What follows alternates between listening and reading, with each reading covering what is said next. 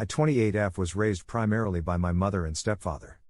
Growing up I had visitation with my biological father, 46M, 4 times a year whenever school let out for break: spring, summer, fall and winter.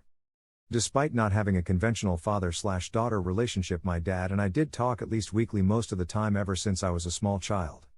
My dad was like a best friend to me.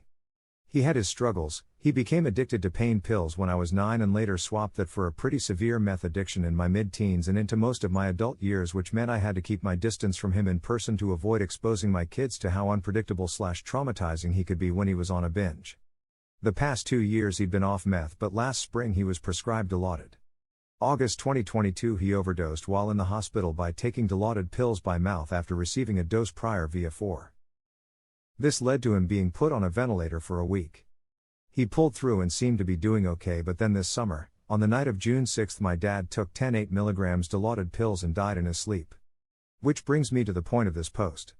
The night it happened, my stepmother called me at 11 p.m. and simply said, "Your dad is gone." I assumed she meant he'd gone off on one of his binges where he disappears without warning, but when I asked where he went she elaborated that he was dead. In the days following, shock and grief had me uncertain whether or not I wanted to go to the funeral. After having a long conversation with my 18-year-old half-sister, I ultimately decided I would go. My mom came with me for support because my husband had to stay home with our children. From the very beginning it was nothing but drama. My stepmother initially told us the funeral was on a Saturday. My mom is a nurse and took off for 3 days, Friday, Saturday, and Sunday, to make the 6-hour trip. On my way there my stepmother called and said they were changing the funeral to Monday, knowing I wouldn't be there. Her reasoning was a member of her church died and she didn't want to miss the funeral. It didn't take long for my dad's side of the family to put a stop to that, being as I was his oldest daughter and the thought of me having to miss his funeral so she could attend the funeral of a friend she's known less than a year, she's also a recovering meth addict, was ridiculous. The second issue was that my dad was sent 3 hours away to an ME's office, and from there she had him sent to a funeral home she heard would do payment arrangements on the funeral. They didn't. It took them 2 more days to figure out what to do about that, so by the time he got to a funeral home that would give him a service, he'd been dead 3 days without being embalmed. This caused him to become unrecognizable. The funeral home director strongly suggested a closed casket. I also wanted a closed casket, but she insisted it remain opened. My siblings 20M and 18F didn't care either way. He didn't look anything like himself. He barely looked like a person. Which made the experience of losing him all the more traumatic. The day of the wake I spent all day at the funeral home. She didn't show up until the last hour and didn't even seem upset. She came in with a group of her friends and stayed off to herself, laughing and talking with them. The clothes she had him buried in weren't his and were not appropriate. He died of an overdose and she put a hat on him that had the words "Stay Loaded" written across the front. I know it's a brand, but I just found that inappropriate. They lied about his cause of death.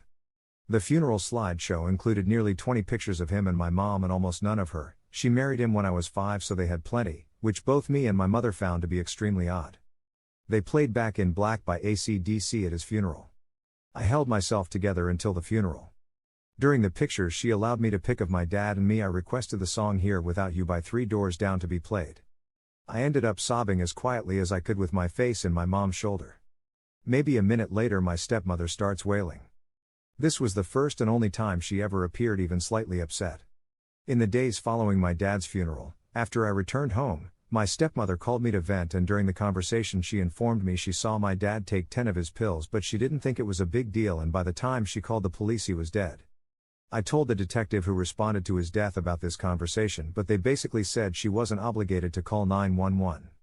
1 month after my dad passed, my stepmother informed her children, my half-siblings, that she is seeing my dad's first cousin who is the same age as me, 28. My stepmother was younger than my dad, 40, so it's not an extreme age gap, but she's known him since he was 4 and has been like an aunt to him most of his life. My brother was angry, but my sister was fine with the whole situation.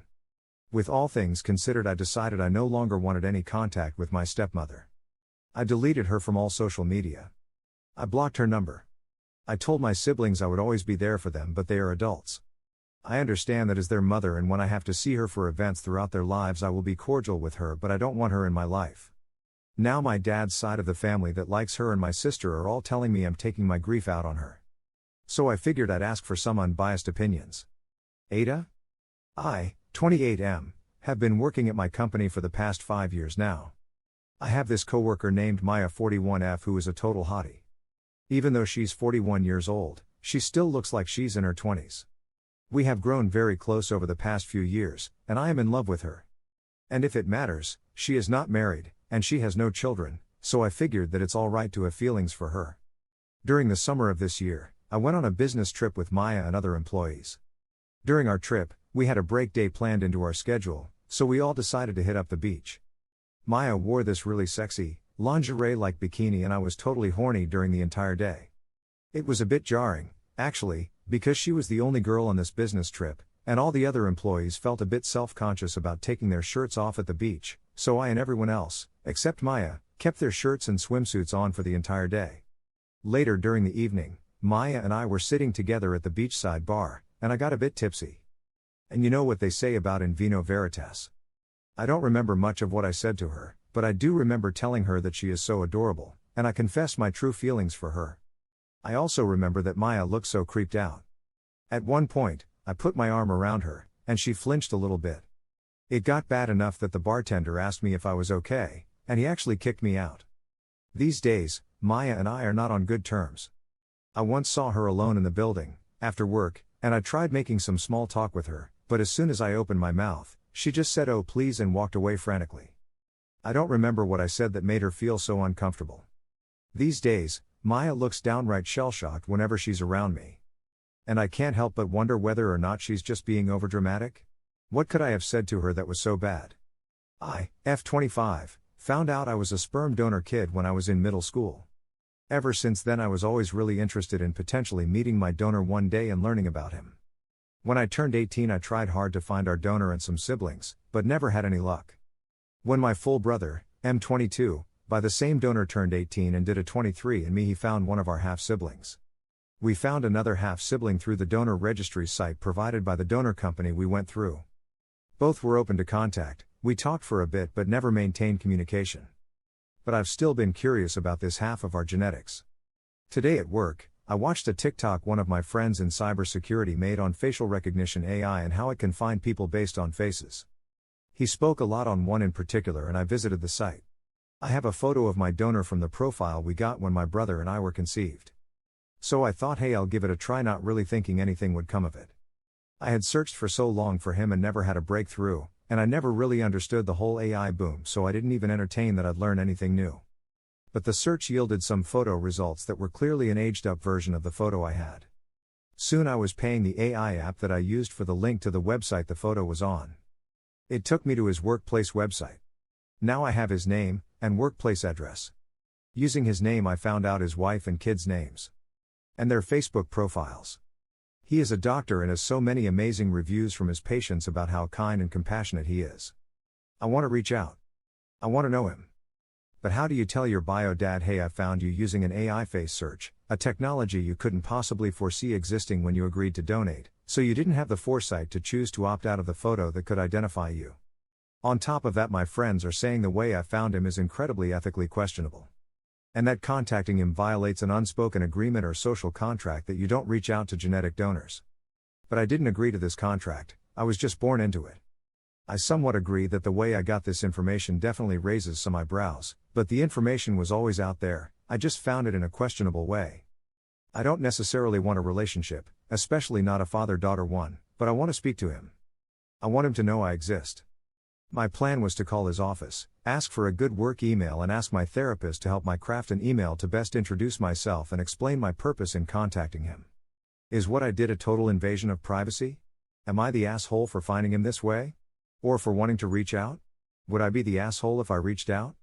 Edit, because I keep getting asked. The donor opted for contact when he donated, but the clinic does not have any updated contact information and cannot get a hold of him. I, 23F, think it's time to get away from my parents/family. So, a little backstory so that this all makes sense. In 2020 I moved 8 hours away from home and also got married. During this time, I had contact with my parents but still got freedom as well. Fast forward to 2022, where I got smacked with a divorce and had to move back home with my parents due to the 8-hour move as well as trying to put back the pieces of my life.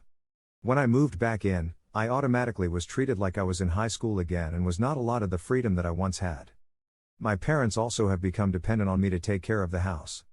I am the only one who cooks and cleans, and I'm the only one who takes care of things. This doesn't bother me much, as they don't expect me to pay rent, so helping out with money and groceries and housework does not bother me.